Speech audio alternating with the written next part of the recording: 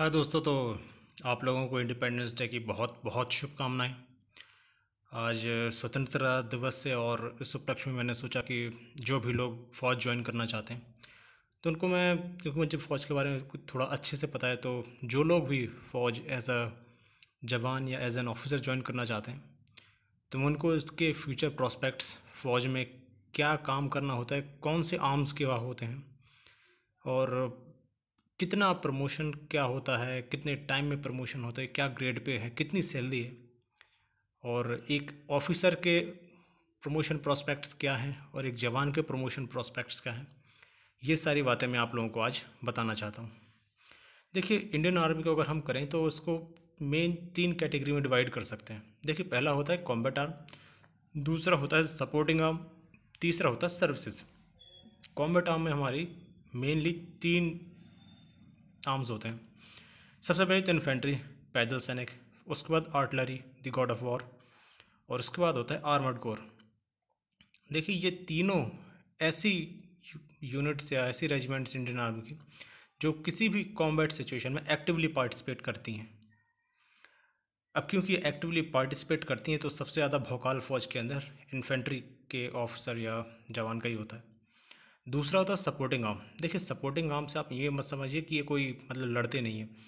ये लोग भी अगर ज़रूरत पड़ जाए तो ये लड़ते हैं, लेकिन इनका जो मेन काम होता है वो होता है कॉम्बैट आर्म्स के, कॉम्बैट आर्म को जो भी ज़रूरत है उन ज़रूरतों को पूरा करना है। देखिए, लड़ाई एक बहुत पेचीदा चीज़ है। ऐसा नहीं है कि सिर्फ कॉम्बैट आर्म अपने बलबूते पे ही जीत जाएंगे। बहुत सारी चीज़ें होती हैं, जैसे तुम आपके कम्युनिकेशंस हो गए, लॉजिस्टिक्स हो गए, बहुत सारी चीज़ें। तो फौज की वो यूनिट्स जो फौज के लिए लॉजिस्टिक्स, सिग्नल्स, इंटेलिजेंस ये सब गैदर करने का काम करती हैं, वो हमारे सपोर्टिंग आर्म्स में आती हैं। देखिए, बहुत बड़ी बात कही जाती है कि जब भी किसी देश में लड़ाई होती है तो वहाँ के जो जनरल्स होते हैं वो लड़ाई की स्ट्रेटजी बनाने से पहले उस देश की फ़ौज के लॉजिस्टिक जो सप्लाई लाइंस हैं उनको सिक्योर करने का प्लान बनाते हैं। तो लॉजिस्टिक्स जो आर्म है वो उतना ही जो सब इम्पोर्टेंट है जितना कॉम्बैट आर्म। तीसरी होती है सर्विसेज। देखिए, जो सर्विसेज में जो लोग काम करते हैं फ़ौज के अंदर, वो देखिए ऐसा होता है कि मतलब डायरेक्टली पार्टिसिपेट नहीं करते हैं कॉम्बैट में। उनका काम कुछ और ही होता है। जैसे आर्मी पोस्टल सर्विस, तो डाक यहाँ से वहाँ पहुँचाना। ऑर्डिनेंस कोर जो हो गई, वो तो असले को कैसे उसको ठीक ठाक रखना है, उसका मैनेजमेंट क्या करना है।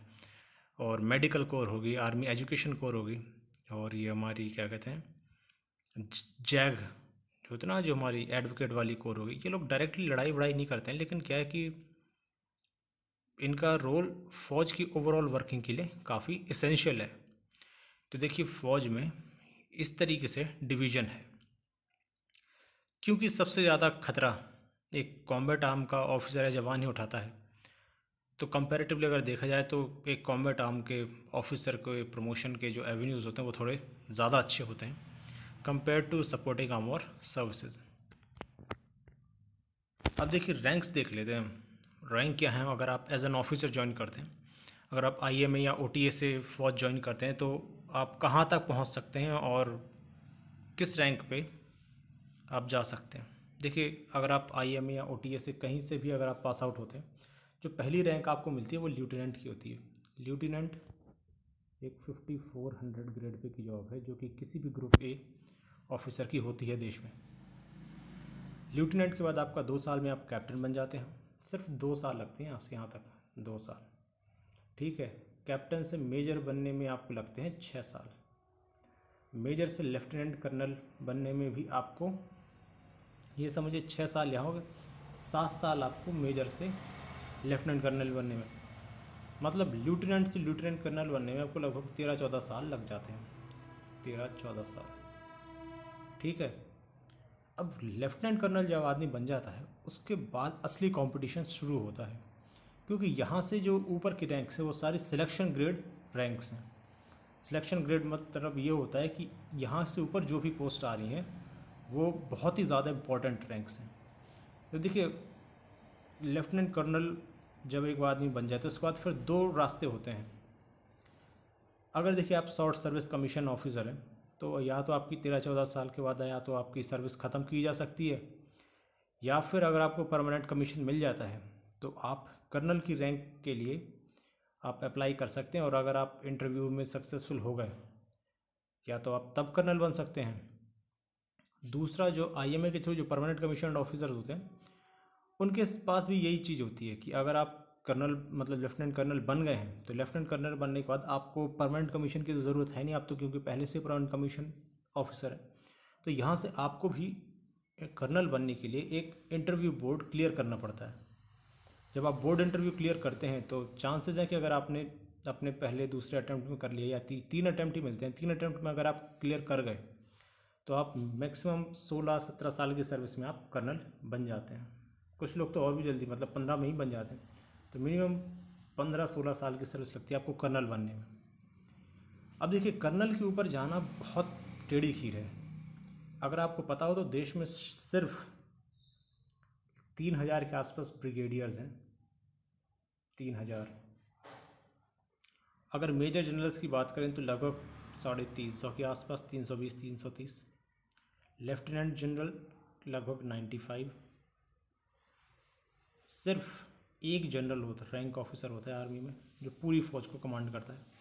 और देखिए, फील्ड मार्शल ऐसी रैंक है जो बहुत ही, अगर आपने कुछ स्पेशल काम कर दिया हो तभी आपको मिलती है।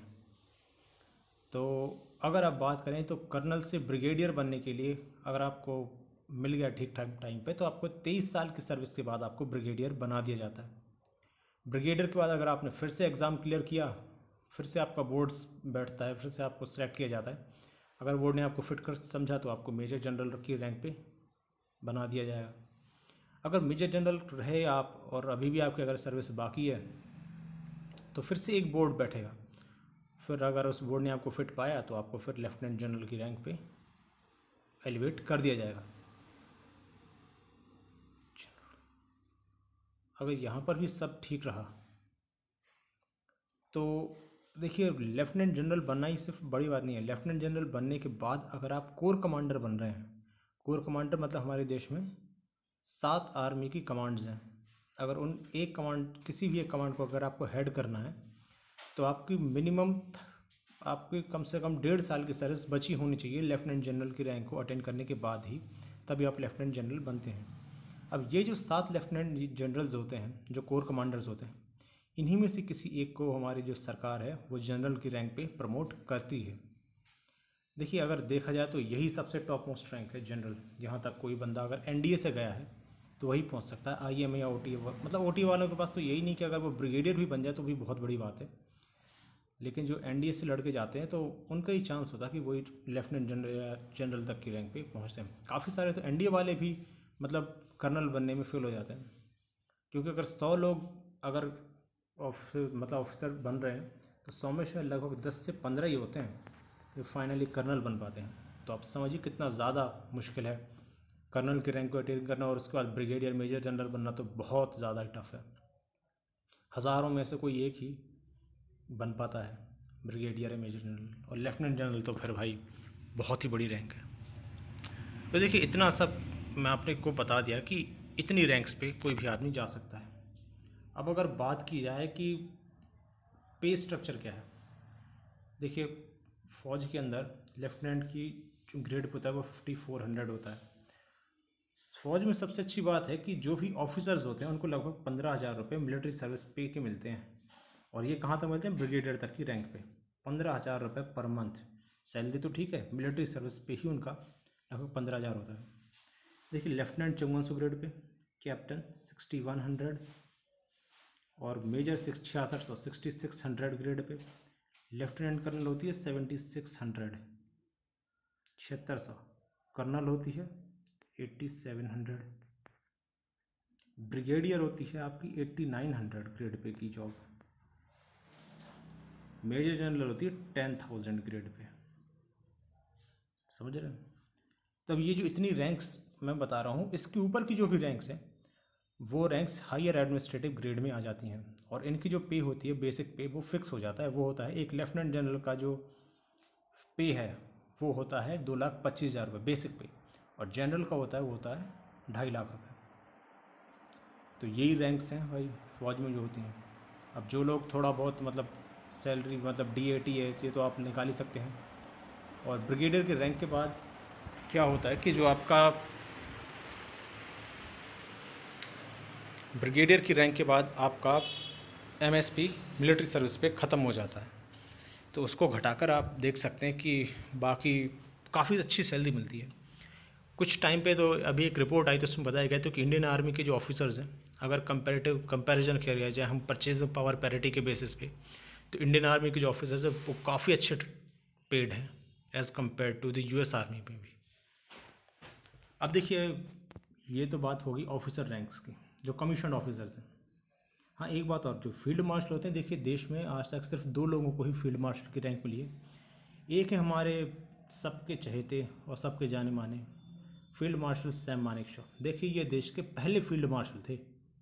ये पहले आर्मी चीफ नहीं होने के बावजूद भी ये देश के पहले फील्ड मार्शल थे, क्योंकि इन्हीं की निगरानी में हम 71 की जंग जीते थे और पाकिस्तान को हमने धूल में मिला दिया था, पाकिस्तान को तोड़ मरोड़ कर रख दिया था हमने।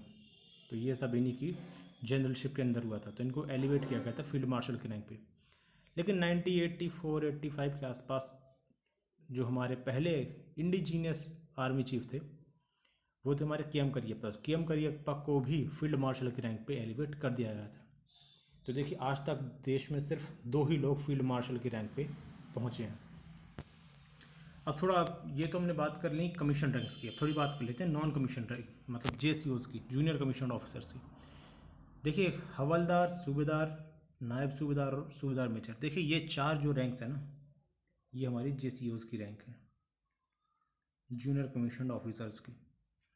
अब देखिए, जो हवलदार होता है ना, हवलदार होता है 2800 ग्रेड पे, और जब एक जवान अपनी लगभग 15 साल की सर्विस पूरी कर लेता है तब जाके वो हवलदार बनता है। नायब सूबेदार है 4200, सूबेदार जो है वो है 4600, और सूबेदार मेजर है 4800। ठीक है, अगर एक बंदा एज ए एनलिस्टेड सोल्जर की तरह जाता है दौड़ मार के, तो जो मैक्सिमम रैंक वो अचीव कर सकता है वो सूबेदार मेजर ही है। सूबेदार मेजर से ऊपर नहीं जा सकते आप। और अगर देखो, जो जाते हैं तो हमेशा ऑनररी लेफ्टिनेंट, ऑनररी वो कैप्टन, ऐसी रैंक्स लगाते हैं। आप फुल फ्लैज्ड एक कमीशन रैंक आपको नहीं मिल सकती है। तो यही मैं आपको बताना चाहता था कि अगर आप फौज ज्वाइन करना चाहते हैं, अगर आप ऑफिसर बनेंगे तो कहाँ तक जा सकते हैं और JCOs में कहाँ तक जा सकते हैं, यही सब है। देखिए, फ़ौज सिर्फ एक नौकरी या ज़िंदगी गुजारने का एक तरीका ही नहीं है, आप सच्चे मायने में देश की सेवा करते हैं। देखिए, देश में जब भी कभी कोई खतरा, कोई वॉर, या मतलब जब स्थितियाँ बहुत विकराल हो जाती ना, जब सिविल एडमिनिस्ट्रेशन, हमारी पैरामिलिट्री फोर्सेस के हाथ से बात निकल जाती है, तब आर्मी बुलाई जाती है। तो आप समझिए, सरकार का आखिरी हथियार फ़ौज ही है। अगर फ़ौज ने डिलीवर नहीं किया तो फिर कुछ नहीं हो सकता हमारे देश का। देश का सबसे ट्रस्टेड इंस्टीट्यूशन आर्मी ही है। अगर आर्मी ने कुछ कहा है तो भाई वो बात मतलब सही ही है। अब देखिए, जो लोग हैं जो फ़ौज की बातों पर भी शक करना चाहते तो उनसे तो अपन कुछ कह नहीं सकते, लेकिन सबसे ऑनेस्ट और जो सबसे ट्रांसपेरेंट अगर कोई देश का हमारा इंस्टीट्यूशन है तो वो फ़ौज ही है। तो एक बार आप लोगों को फिर से इस इंडिपेंडेंस डे के मौके पर बहुत बहुत शुभकामनाएं। आशा करता हूँ कि ये वीडियो देखने के बाद आपके कुछ डाउट्स फ़ौज से रिलेटेड तो क्लियर हुए ही होंगे। अगर आप चाहते हैं कि फ़ौज ज्वाइन करें तो ऑफिसर या किसी भी रैंक से आप ज्वाइन कर सकते हैं और देश की सेवा कर सकते हैं।